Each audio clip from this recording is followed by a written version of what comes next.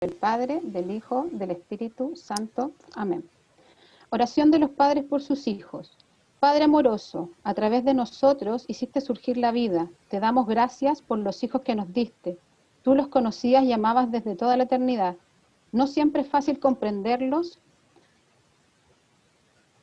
Tú los conocías y amabas desde toda la eternidad. No siempre es fácil comprenderlos o ser como ellos nos desean, pero son nuestra alegría y bendición. Las preocupaciones, temores y fatigas que nos cuestan, las aceptamos con serenidad. Ayúdanos a amarnos sinceramente, danos sabiduría para guiarlos con la palabra, el ejemplo, paciencia para instruirlos, vigilancia para hacerlos buenos y amor para corregirlos.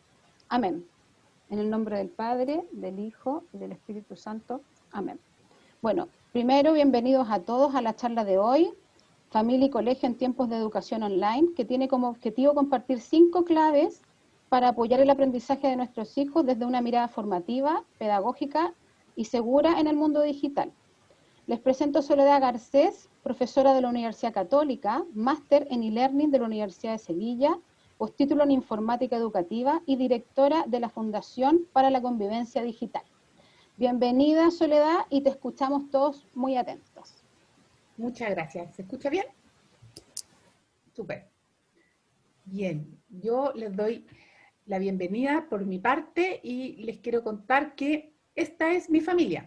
Yo ya pasé un poco por la etapa que tienen ustedes y vivo entre 4 hombres adolescentes.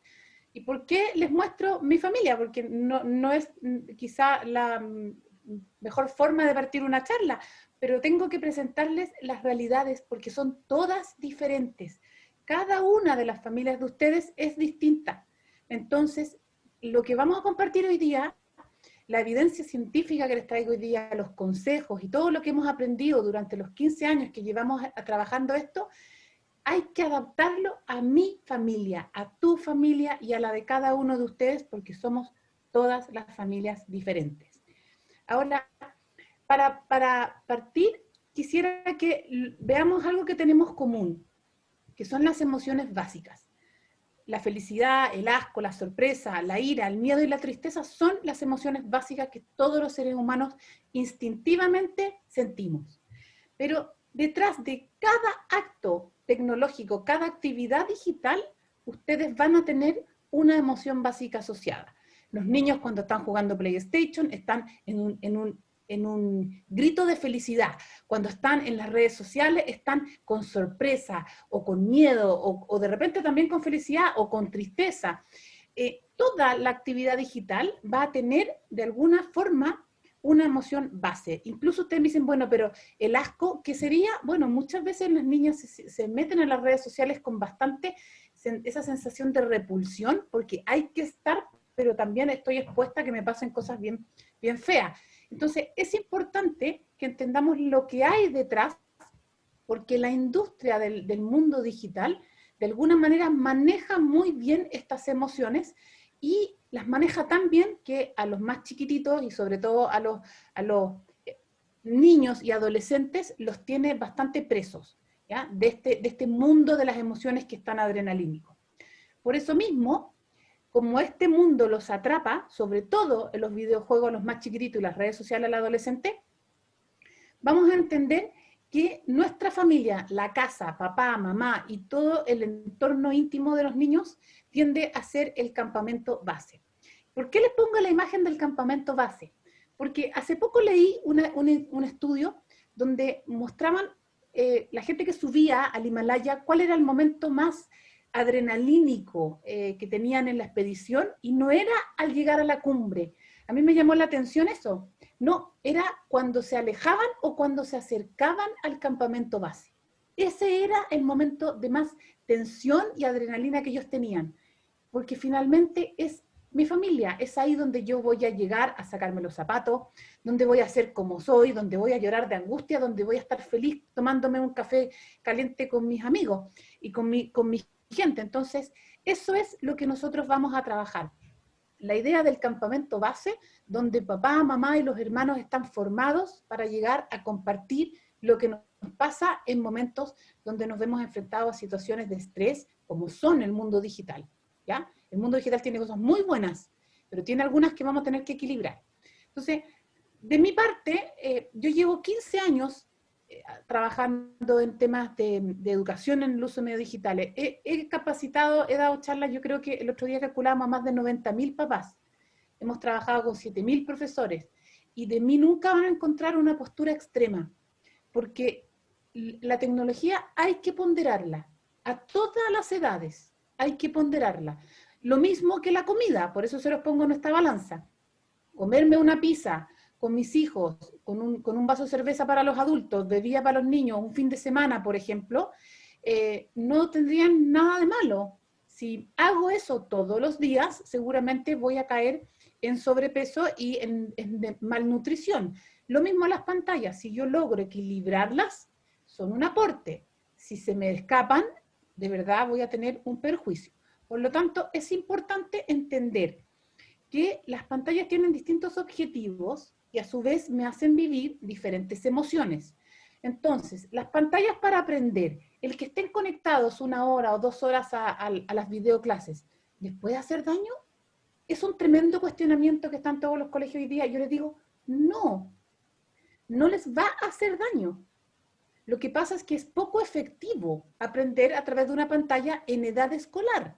Hay otras formas que se las voy a mostrar al tiro, pero estar mucho rato conectado a un Fortnite o a un celular, a un PlayStation, sí puede ser muy dañino. Me van a decir, pero es lo mismo, soledad, en una pantalla. No, lo que daña no es la luz. Lo que daña es lo que pasa en mi cerebro. Y eso se los voy a explicar al tiro. Por lo tanto, los papás que me dicen de repente que si se conectan con muchas clases en Zoom les hace mal, no es precisamente que les haga mal tener muchas clases online, sino que es una metodología muy poco pertinente para mucho rato en niños pequeños. Y se los voy a explicar ahora. ¿Qué sucede en nuestro cerebro cuando aprendemos? Básicamente, las neuronas se conectan y se cambia la biología del cerebro. El cerebro cambia cada vez que aprendemos, ¿ya? Y cuando jugamos videojuegos, estamos en las redes sociales, se produce un montón de alteraciones, pero que son excesivamente rápidas. El aprender a la edad de los niños de ustedes tiene que ser lento. Es un requisito. No se aprende rápido. Y las tecnologías de alguna manera me sobreestimulan y me están obligando a aprender rápido y mi cerebro se sobreexcita y se calienta, digamos, de alguna manera se sobrerevoluciona. Pero ¿cómo aprendemos? Y esto se los quiero explicar súper bien para que no tengan ninguna duda. Las neuronas que ustedes tienen nacen con las neuronas que tienen, no se reproducen a lo largo de la vida. No, eso no existe. Con las neuronas que nacen, con las neuronas que están sus niños en este minuto, las neuronas se conectan y a partir de estímulos que reciben. La voz de mi mamá, el llamado de mi abuela, el aprender tocando los árboles, el aprender con el profesor, con la profesora, son estímulos. Eso, cuando tiene una emoción detrás, es decir, lo que me están aprendiendo me encanta, o cuando viene mi abuela y me trae chocolate, o cuando mi mamá me llama a comer me encanta, cuando hay una emoción, aprendo. Si la emoción es más potente, aprendo más. Y si la emoción y el estímulo se repite constantemente, pasa a ser un aprendizaje que permanece en el tiempo. Por eso para nosotros es loco de repente ver que las tareas del colegio dicen, oye, pero qué colegio más aburrido, llevan 3 meses aprendiendo lo mismo. Sí, porque lamentablemente el cerebro de un niño necesita aprender con mucho tiempo y repitiendo mucho las cosas. Mientras más repetido sea, la actividad neuronal se vuelve recorre la misma conexión de neuronas y se va generando un aprendizaje. Así como se aprende con estímulos negativos, se aprende también con estímulos positivos. El estímulo positivo refuerza habilidades positivas. Cuando yo aprendo a partir de golpes o a partir de insultos, esas neuronas que se generaron en red a partir de ese estímulo negativo, cuando yo me doy cuenta y las quiero eliminar de mi memoria, no quiero tener recuerdos de que me pegaron, de que tuve un accidente, de algo negativo, de que me trataron mal en el colegio, por ejemplo, mis compañeros, qué sé yo, no se borran. No, yo no puedo decir, saca de las neuronas, aspira a estas neuronas, no. Lo que se hace es hacer conversar a la gente y de alguna manera se vuelven a generar patrones de neuronas positivas encima. Por lo tanto, el aprender tiene que ser lento y ojalá siempre lo más positivo posible. Pero esto se va a dar en los más chiquititos, hasta los 12 años, sobre todo de los 4 a los 11, bien fuerte, se va a dar que los niños aprenden a partir de la experiencia y a partir del asombro. Poco hablamos del asombro, pero la gente tiende a pensar que primero aprendo y luego me sorprendo. Luego digo, wow, qué impresionante esto. Es al revés. Para los niños, primero se asombran de lo que están hablando, primero se asombran de lo que descubren. Ahí tienen una niña que descubrió un sapito y se lo va a llevar a su mamá y le va a decir, mamá, mira el sapo que encontré en la terraza y tiene puntos verdes y mira y respira rápido, se parece a los puntos que tiene la abuela en la cara. Y la mamá lo tiene que mirar a los ojos y según el rostro y la facción de la mamá, esa niñita va a entender si el sapo es peligroso o no es peligroso para ella. Si la mamá, con su tono de voz, con sus cejas arqueadas, con la forma en que le habla, le transmite que el sapo no es un peligro, esa niña va a jugar con ese animal. Si no, lo va a tirar lejos y va a creer que está en amenaza. Entonces, las señales que le doy a los niños son súper importantes, porque el aprendizaje que ellos van a tener es a partir de lo que ven y viven y tocan con sus 5 sentidos, pero el refuerzo se lo da al adulto que lo está educando, el adulto cariñoso que tiene cerca, el profesor, la profesora, mamá, papá y hermanos. Entonces, ¿qué nos pasa cuando, como necesariamente el cerebro de los niños tiene que aprender, está diseñado hasta los 12 años para aprender a partir de las sensaciones y las emociones fuertes? ¿Cómo aprende entonces a partir de una pantalla? Ese proceso es muy lento y es muy poco efectivo. Por eso los colegios no tienen toda la jornada vía Zoom y no tienen extensiones largas de videoclase. ¿Por qué en los más chiquititos? Porque en los chiquititos no es el camino. Lo que sí puede ser en los más grandes, sí, porque definitivamente el cerebro cambia, pero en los más chiquititos, así como se está trabajando, está súper bien. Y yo le pregunté harto al colegio y me dio la idea que estaban trabajándolo de buena manera. Pero ¿qué nos pasa? ¿Qué nos pasa con los monitos animados? Y esto es súper importante que lo tengan claro. Si el cerebro de los niños está adaptado y preparado para aprender a partir de la realidad, nosotros los pasamos a los monitos animados, al YouTube Learning, al YouTube Kids o a la televisión, al Netflix, y para ellos es un entorno absolutamente artificial. Puede ser muy entretenido, puede tener un montón de estímulos, luz, música, movimiento, pero el cerebro de ese niño está programado para aprender a partir de la realidad. ¿Cómo va a entender que los perros son como el perro Clifford, rojos 3 veces del porte del niño? No lo va a entender. Entonces, de alguna manera, dejar a los niños viendo monos animados es una forma de tenerlos tranquilos, estimulados, pero no hay ningún aprendizaje ahí. Y es súper importante que lo entendamos para que el tiempo que pasen viendo televisión sea un tiempo que está de alguna manera controlado para que ustedes tengan claro que si bien lo quiero entretener a este niño mientras yo hago otra cosa, está perfecto, entreténganlo, pero que no sea un tiempo excesivo porque hay muy bajo aprendizaje a partir del mono animado, ¿ya? Ahora, si empezamos a sumar 1, 2, 4 horas de televisión al día, llegamos hasta casi 3 meses en un año de días continuos de televisión. O sea, en este momento los niños están viendo 2 horas de televisión al día, son más o menos 40 días al año de corrido, es harto. Entonces, vamos a ir entendiendo que los estímulos que le generan las pantallas a los niños más chiquititos tienen que ser lo que los gatille a aprender a ellos por sí mismos. Si de alguna manera lo que ven los obliga a experimentar algo, a hacer un tutorial, a hacer una actividad, es fantástico. Si el mono animado solo lo está estimulando y el niño está pasivo, es un aporte bajísimo. Este estudio que les muestro, si quieren se los puedo mandar después, durante 10 años se estudió a 10.000 niños y descubrieron que después de la adolescencia, los niños con mayor nivel de felicidad o satisfacción vital eran los niños que de su infancia los padres le promovían motivación propia. No los estimulaban ni con premios, ni con pantallas, ni con estímulos que venían de afuera. Finalmente, el tener que generar en los niños motor propio fue lo que en la adultez los llegó a ser mucho más felices. Estamos hablando de 22, 24 años, terminó el estudio. Entonces, la verdad que no todo suma. De repente los papás me dicen, ya, pero un poco de tele, un poco que aprendan del colegio y un poco que hagan ellos, suma. No, no. Tiende a restar. Y este estudio lo dejó súper claro. Los niños que tenían estímulos, mucho estímulo externo, vivían dependiendo del estímulo y no lograban encontrar sus propios talentos, sus propios gustos y descubrirse a sí mismos en las cosas que les motivaban a ellos. Entonces, fue un estudio bien interesante que a mí me gusta mucho compartirlo. Ahora, cuando hablamos de que Internet me cambia el cerebro, ¿por qué es esto? Porque me está mandando estímulos completamente externos y permanentemente. Todo el día, nosotros vivimos situaciones que son placenteras.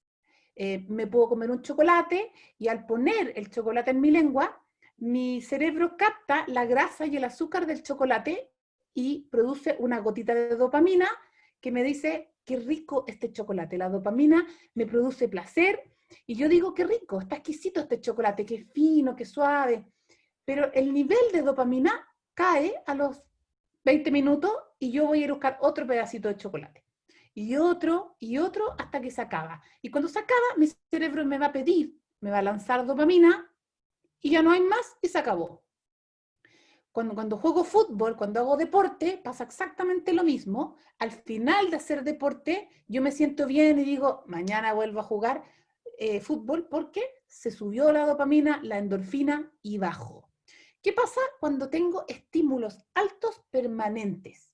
Como sería las redes sociales, el Fortnite, estoy jugando con Roblox, entonces estoy así subiendo, mi cerebro recibe tal cantidad de estímulos que la dopamina que tiene que producir para responder a este estímulo es alta, muchas veces hasta 10 veces lo que en su máximo peak puede recibir de manera normal y natural. Entonces, ya 10 es muchísimo. Tiene un nivel de excitación alto y resulta que va mi mamá, me dice a comer, vengan a almorzar, y se corta ese estímulo. Cae a pique el nivel de dopamina a cero, no hay más estímulo. ¿Y qué hace el cerebro? Dice, no, yo necesito más, no me voy a quedar así. Después de un rato insistiendo, ¿ya? ¿Qué es lo que hace? Libera cortisol. Cortisol es la hormona del estrés, es la hormona de la angustia. Entonces, cuando me desconecto, cuando un niño chico ha estado toda la tarde jugando Fortnite y lo desconectan, su cerebro, después de haber sentido placer al máximo durante 2 horas o 3 horas, le baja angustia. El cortisol se encarga de decirle, te voy a angustiar para que me traigas de nuevo el estímulo. Tráeme el Fortnite de nuevo, tráeme la pantalla de nuevo, porque me gustó este estímulo. Y ese niño o esa niña va a buscar de nuevo la pantalla. Eso le pasa a los chicos chiquititos con los videojuegos, a los adolescentes con el Instagram. Está pensado así. De hecho, la mayoría de los videojuegos tienen una arquitectura bastante similar, que cada 40 minutos bajan a pique el estímulo para que realmente venga un estado ansioso y se vuelvan a conectar. Tienen pic de 20 minutos y el bajón está a los 40 minutos. Entonces, están diseñados para ser súper adictivos. No es una cosa que digan los expertos mañosos, son así. Son así porque el negocio de esto es ese. Mientras más conectado estés, más vas a seguir comprando las gemas del juego, las herramientas que necesitas para la batalla que viene, etc. Por lo tanto, y en las redes sociales lo mismo, mientras más te tenga conectado, más publicidad te compro, te voy mostrando. Entonces, esto es algo que está súper maqueteado, a su vez tiene cosas muy buenas, o sea, no lo voy a negar. Pero cuando el cerebro de un niño, sobre todo de un niño y de adolescente, que está en su etapa peak de desarrollo, el cerebro se termina de desarrollar y construir en su base cerca de los 20 años. Entonces, digamos que todavía un niño está súper expuesto a cambios que lo pueden alterar bastante. Cuando tengo un pic de dopamina y de neurotransmisores que realmente son excesivos, ¿qué es lo que le pasa? El cerebro termina intoxicado. Es lo mismo que si ustedes se comieran un saco de chocolate, terminan intoxicados. Lo mismo. El cerebro en su parte central tiene la amígdala, y la ínsula que gestionan las emociones.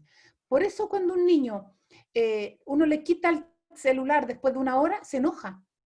¿Por qué? Porque tiene afectada el cerebro en su parte de la gestión de las emociones, que es la parte derecha de la pantalla que les estoy mostrando, y terminan atrofiando la parte más importante del cerebro, la gestión de las emociones. Piensen que está al centro, me tendría que partir la cabeza en dos para perder la capacidad de tener emociones. O sea, así de importante es.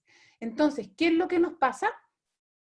Que los últimos 40 años se ha perdido aproximadamente el 40% de la capacidad de empatía que tienen los adolescentes, producto de que esto se ha vuelto un trabajo constante. Entonces, ¿se nos ha vuelto más difícil, se nos ha vuelto más violenta, más agresiva la infancia? Absolutamente.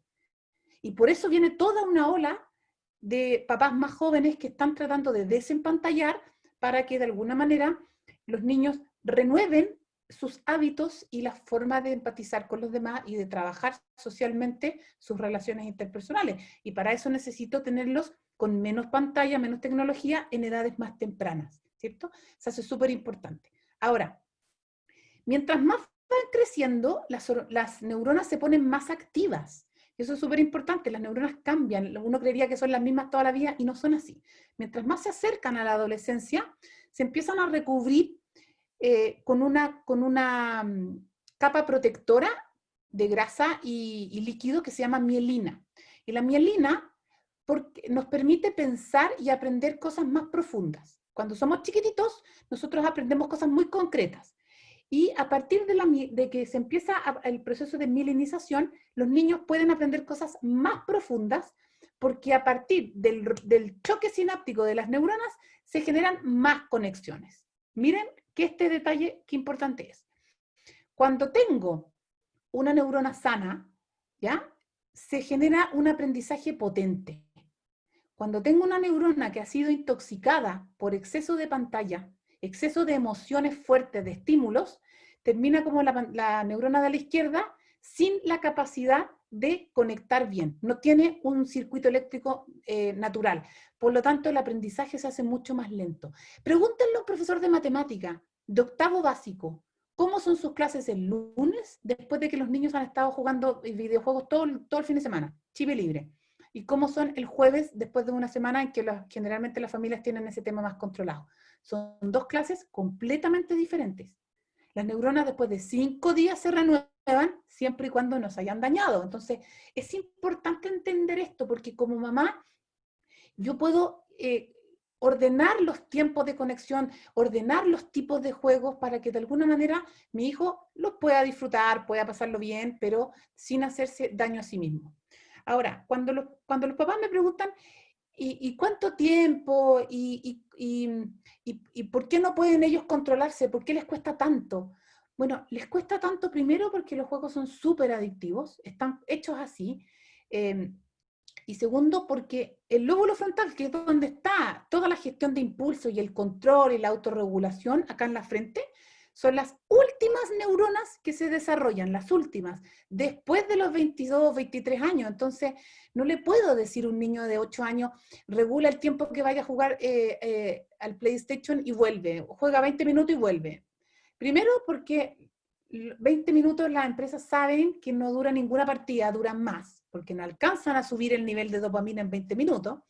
Segundo, porque no tiene las neuronas desarrolladas, entonces no puede controlarse solo. Necesitan estructuras, necesitan que les pongan horario, necesitan rutinas.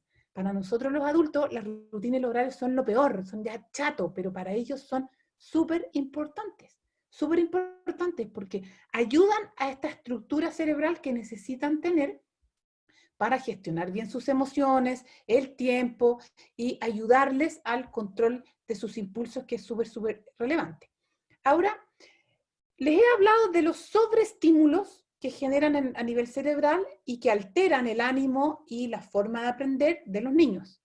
Pero ahora me voy a ir a la otra pantalla, a las pantallas que me dejan el cerebro en pausa. Aquí tienen un estudio del MIT que no es nuevo. Me gusta mucho la gráfica, por eso siempre lo ocupo.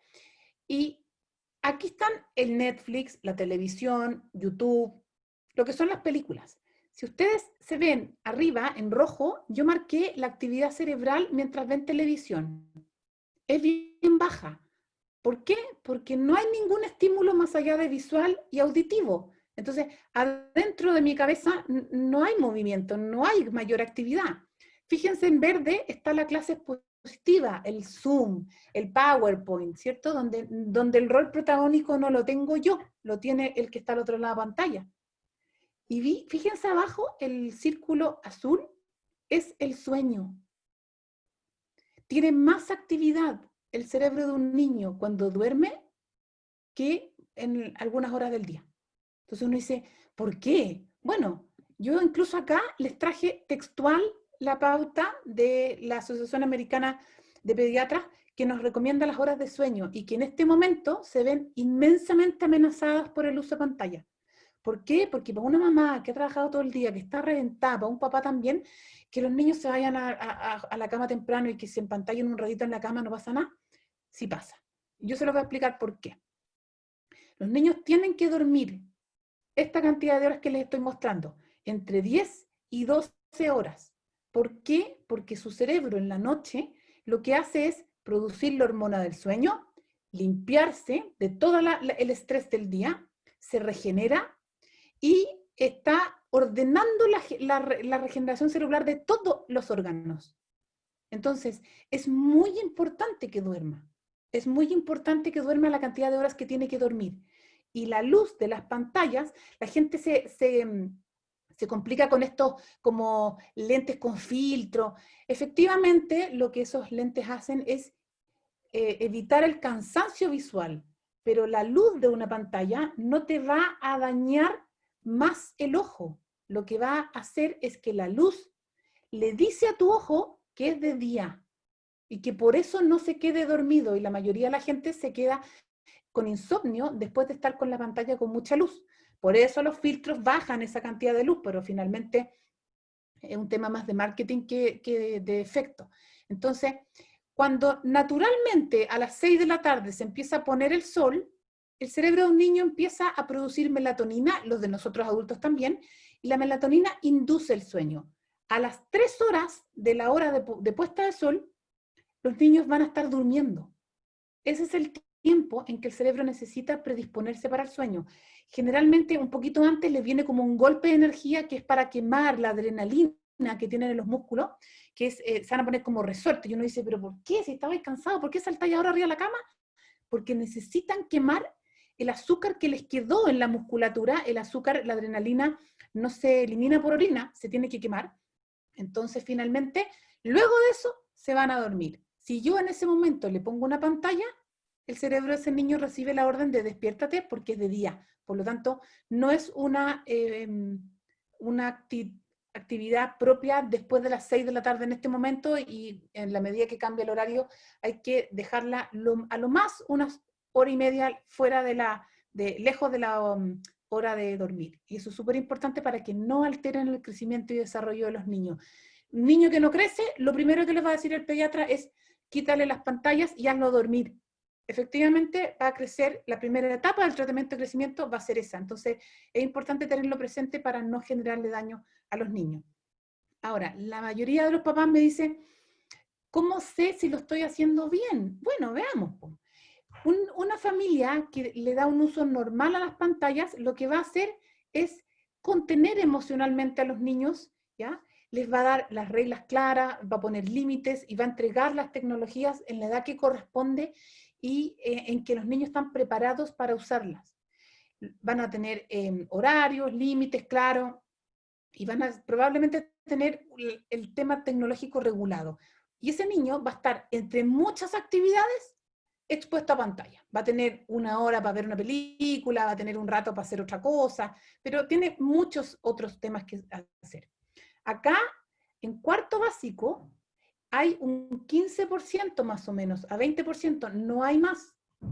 En los estudios que nosotros hemos hecho, que tenemos en 3.500 niños, hicimos el año pasado, no es un porcentaje grande, es poco. En conducta abusiva, llegamos entre el 60 y el 80%, en cuarto básico es el 60%, Y de ahí para arriba solo aumenta y llegamos al 88% en tercero medio. Entonces, las conductas abusivas tienen que ver con una familia que no ha sabido poner reglas claras o no ha sabido hacer una buena contención en este tema y básicamente se caen en el acceso y en el tiempo. Entonces, no hay límites de tiempo, hay un acceso no regulado y los niños terminan tan conectados que al cortar terminan frustrados, enojados, irritables y tengo conducta abusiva explícita. O sea, los papás me dicen, pucha, pasa súper conectado, ve todo el día tele, cuando lo llamo se enoja. Ahí tengo una conducta abusiva.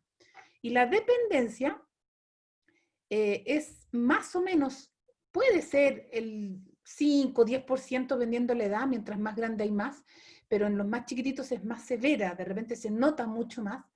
Y acá no tengo mucho que hacer en el sentido que como familia necesito pedir ayuda médica y psiquiátrica. Acá tengo que pedir ayuda porque ese hijo llega a una conducta adictiva a las pantallas porque como adultos no pusimos ciertos límites, no supimos comunicarnos, entonces hay una familia que hay que abordar completa para que ese niño vuelva a adoptar un hábito de conducta saludable. Entonces, no es algo tan fácil, ¿ya? Yo haría todo el esfuerzo por tener niños lo más sanos posibles en el uso de pantalla, porque muchas veces a mí los papás me dicen, ya, pero si yo tengo los niños más o menos controlados, ¿puedo tener un niño adicto? Lo más común es que una familia que no regula y tiene algunos problemas de límite y de comunicación puede perfectamente generar un niño con conductas adictivas, sí. Pero también se ha visto cada vez más que las adicciones en los niños al mundo digital a veces se disparan en familias que son bastante normales, de buenas relaciones.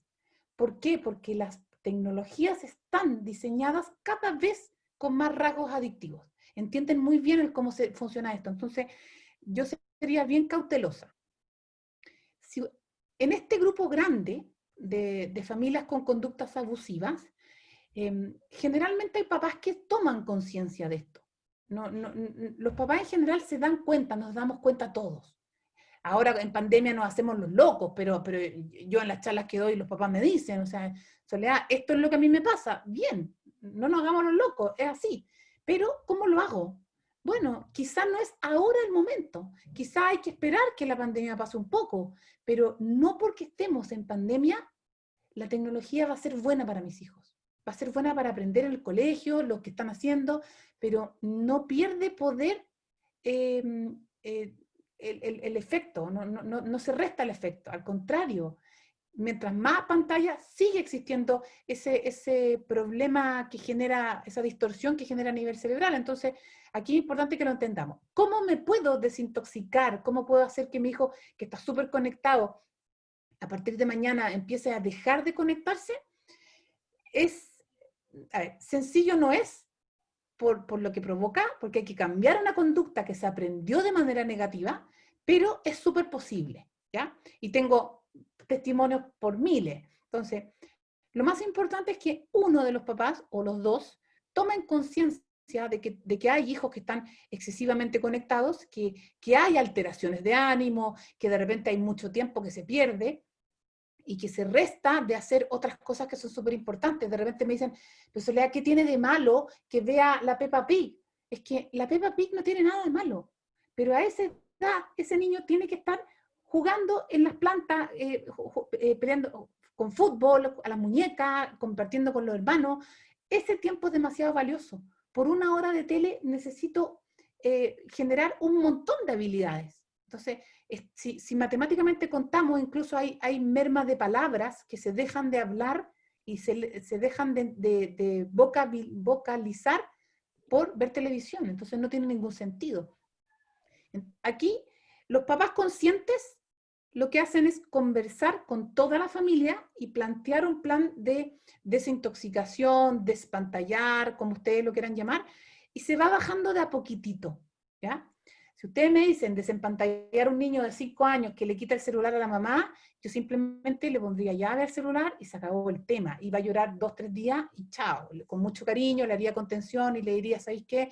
Esto te hace mal, el celular de la mamá es de la mamá, etc.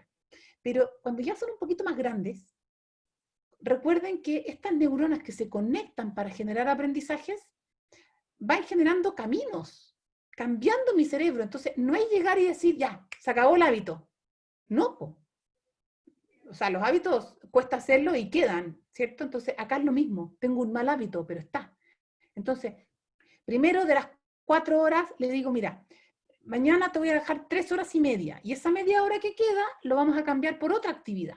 Te propongo que juguemos Catán, te propongo que me ayudes a poner la mesa, que cocinemos juntos, da lo mismo, se cambia por las actividades que quieran.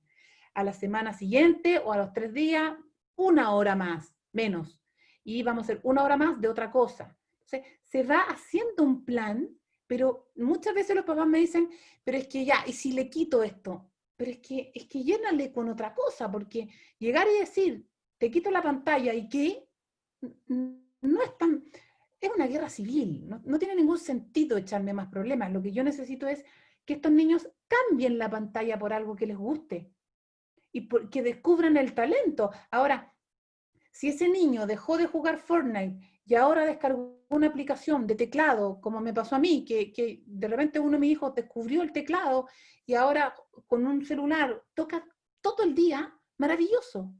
Lo que quiero es sacarlo de la pantalla que no aporta. Si descubrió otra actividad, fantástico. Entonces, yo resto actividad de pantalla de entretención, de estímulo, de sobreestímulo, y le agrego actividades que sean de aprendizaje o bien de crecimiento. Le puedo poner lectura, juego, bicicleta, salida para afuera. Y por último, que se aburran media hora al día no les va a pasar nada. Al contrario, esa media hora de aburrimiento puede ser súper interesante también para ellos. Van a descubrir un montón de cosas. Entonces, como idea central, lo que quiero transmitirles es que el mundo digital tiene miles de oportunidades y las conocemos, o sea, montones, y van a vivir toda la vida con tecnología. Lo que necesito pedirles es que estas tecnologías hiperestimulantes en los más chiquititos sean sumamente reguladas, ¿ya? En los más grandes pueden ir soltando en la medida que ustedes ven que hay gestión y control de lo que están haciendo, nada más. Que ustedes no digan, ¿sabéis que a mi hijo no le veo ni un talento, no le veo ni un gusto, no vibra con nada, solo con el celular en la mano? Chuta, ahí hay una pega que hacer. Es decir, me voy a proponer que mis hijos todos tengan un talento desarrollado, un hobby, algo que realmente les guste.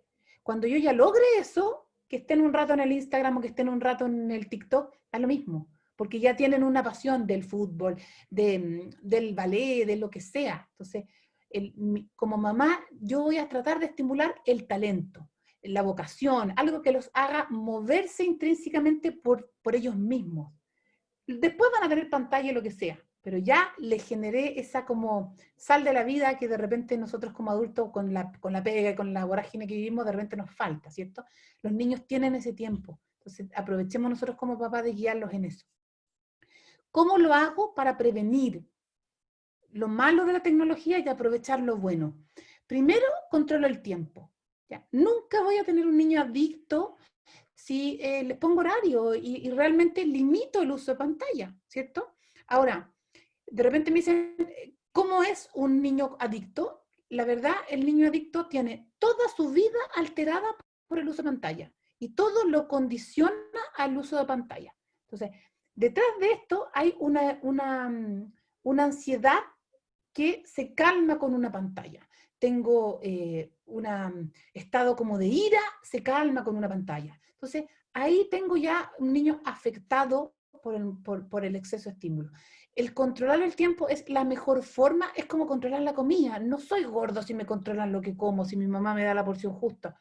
No voy a engordar, ¿cierto? Sino como a deshora, lo mismo.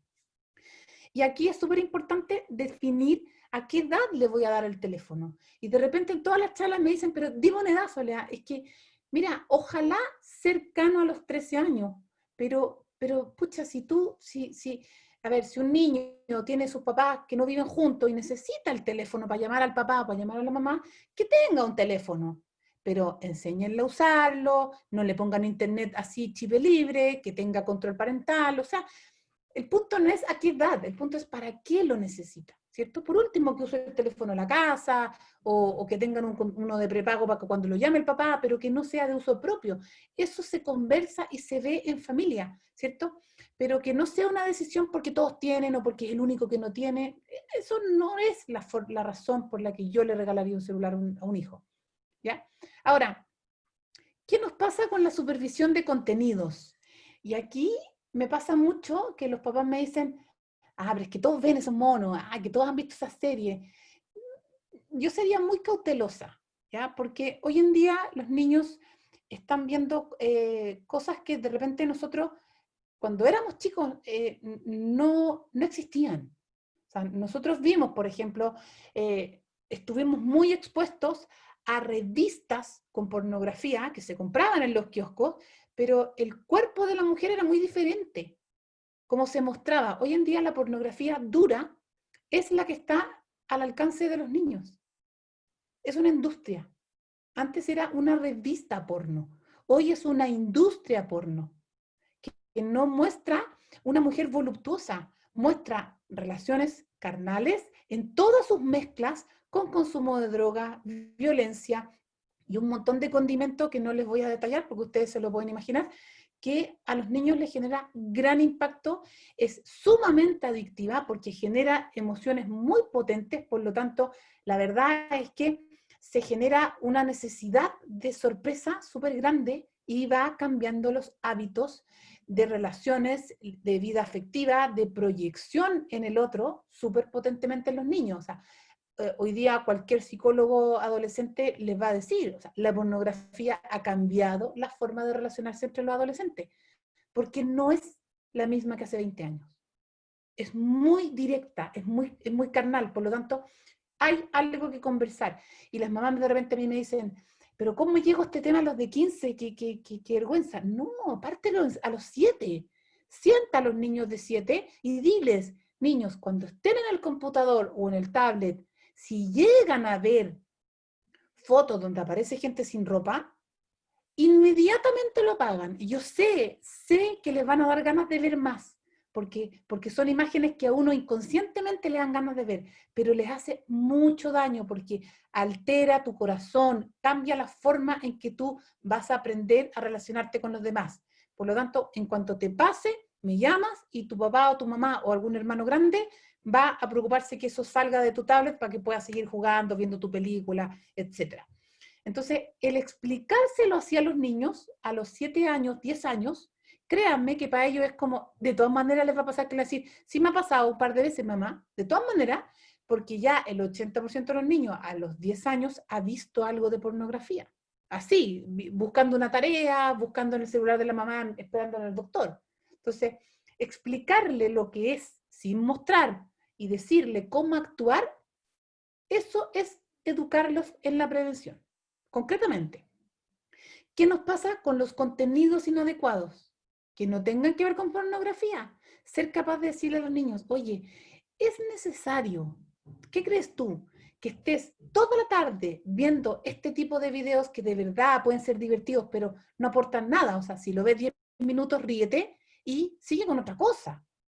Entonces, hoy en día es importante tener esta discusión para que de alguna manera vayamos generando hábitos de prevención y buenos hábitos de consumo, porque finalmente necesito convivir con esto, entonces, que tiene cosas muy buenas.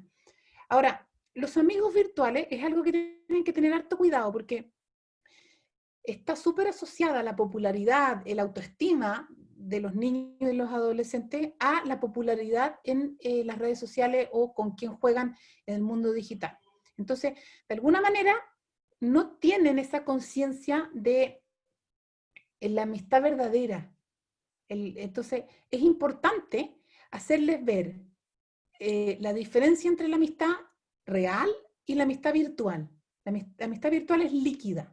La amistad real es el que va a mi cumpleaños y me lleva un regalo o me llama por teléfono, no me manda solamente un WhatsApp. Entonces, eso es súper importante hacérselos ver discutirlo. Y un punto importante de la amistad virtual tiene que ver con quién me conecto. Hoy en día tenemos altísimo riesgo de estar con desconocidos, ustedes lo tienen claro, pero la investigación mundial en todo el planeta arroja que entre el 1 y el 2% de la población masculina puede tener tendencia pedófila, ¿ya? Esto no tiene nada que ver ni con los homosexuales, ni que todos los pedófilos son unos violadores, no tiene nada que ver.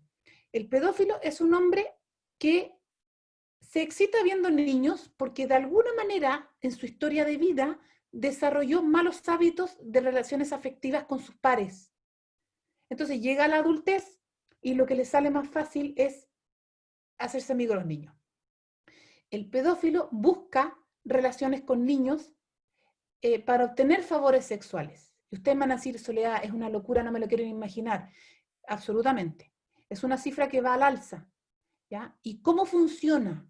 El adulto pone un perfil falso muy atractivo, porque conoce súper bien el mundo infantil y adolescente, y engancha con un grupo de gente, los conoce súper bien, y luego que los conoce, les pilló la vulnerabilidad, los empieza a extorsionar. Entonces, por eso el pedófilo es una persona muy conocida, y en el 80% de los casos y más, es alguien muy cercano.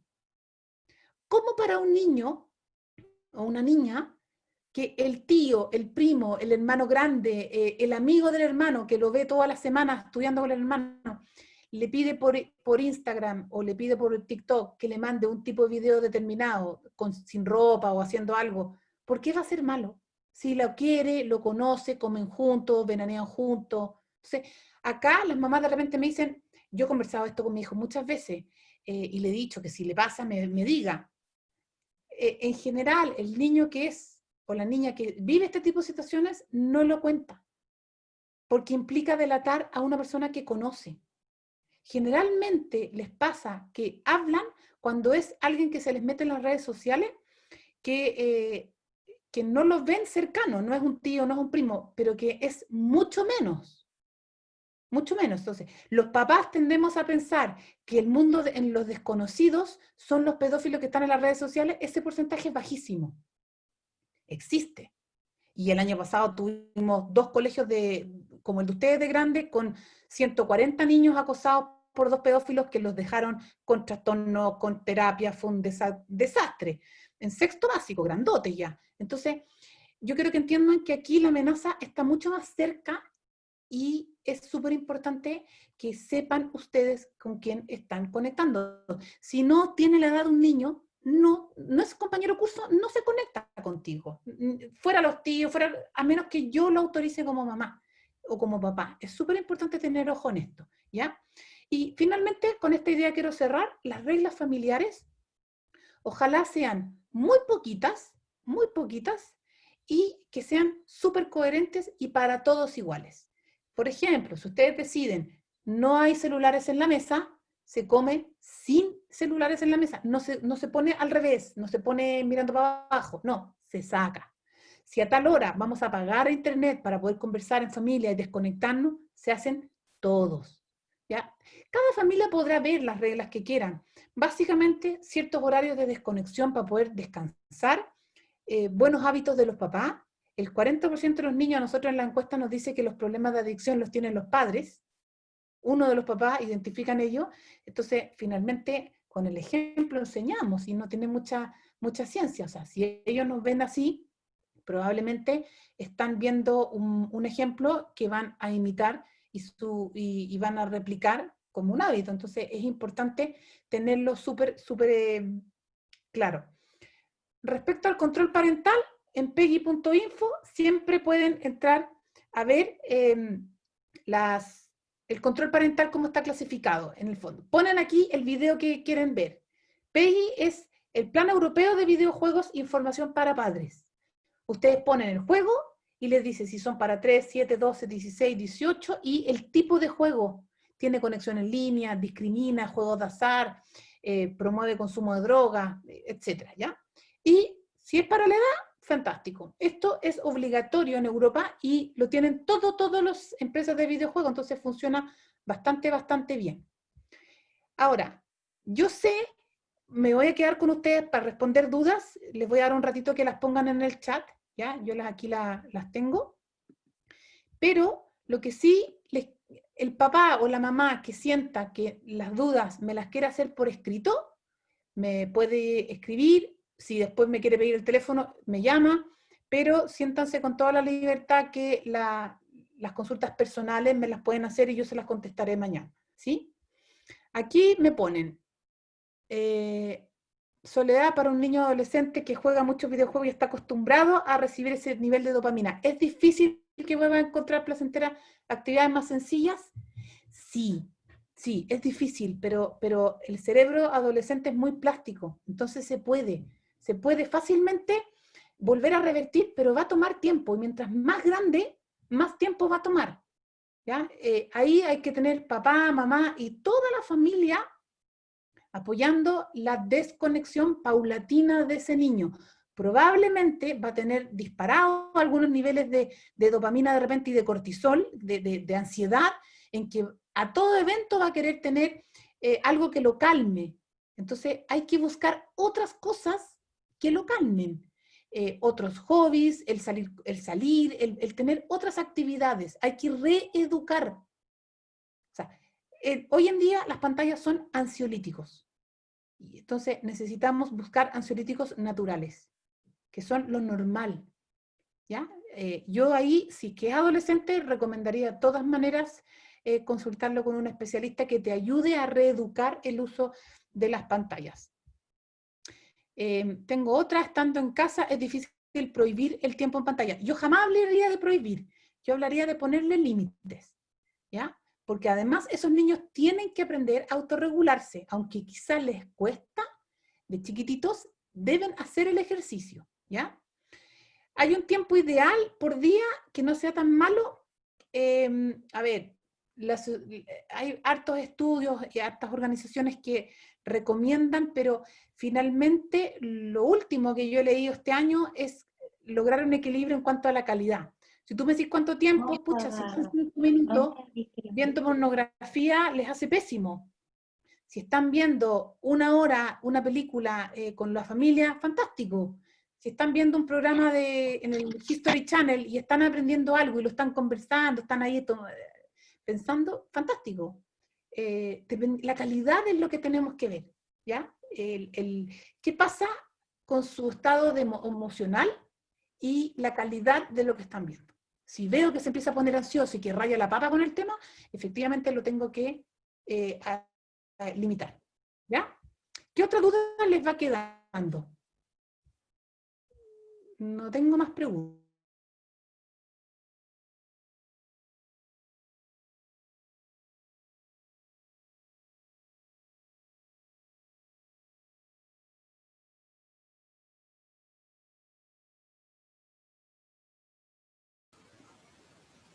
¿Me desconectaste? ¿No? No, no sé qué pasó. Pero ahora te escuchamos. ¿Sí? Se desconectó solo, no sé. Bien, ni siquiera lo había tocado. Bueno, Ya. cuéntenme, ¿qué otra duda les va quedando? Hay otra que ¿No tiene que hay ver más? con Fortnite. Con Fortnite, un adolescente de 15 años, ¿cuánto tiempo máximo sugiere frente al famoso Fortnite? Rafael, Ahí te escuchamos. Te estamos escuchando, Soledad. bien, yo voy a dejar de presentar ahí.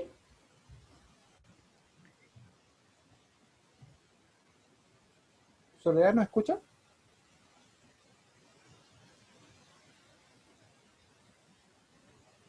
¿Soledad?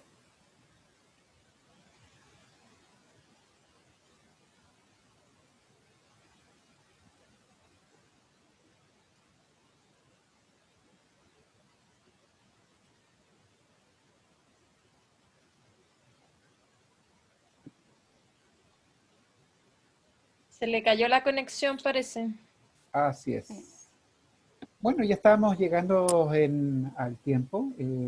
Siempre es bueno tener una brecha ahí de inquietudes y dudas, ¿cierto? Para que sigamos explorando y averiguando y discutiendo. No, no es nada conclusivo, así que si es que no se puede reconectar Soledad, la tarea nos queda a nosotros. ¿Ah? Interesante lo que decía de no prohibir, sino dialogar, consensuar,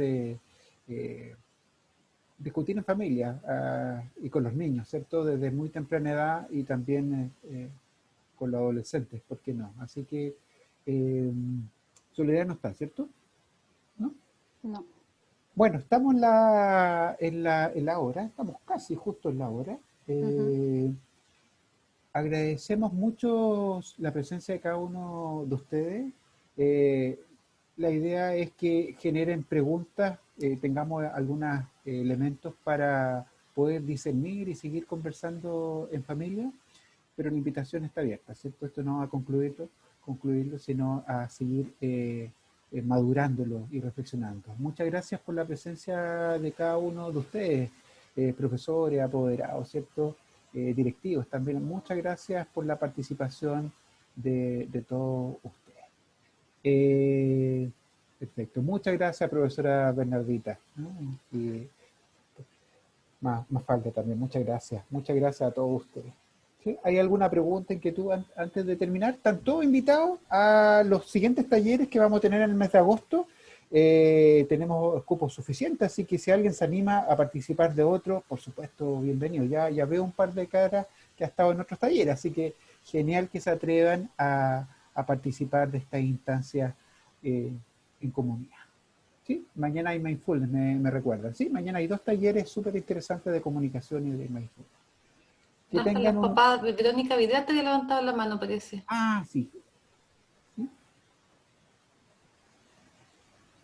¿Nos quieren decir algo alguien antes de terminar? Estábamos despidiéndonos. Rafael, nos estamos Perfecto. despidiendo. Ya. Muchas gracias, que estén muy bien. No, muchas gracias a ti. Adiós, chao a todos. Chao. Chao, gracias. Gracias por todo, chao. Chao, chao. Gracias. Gracias.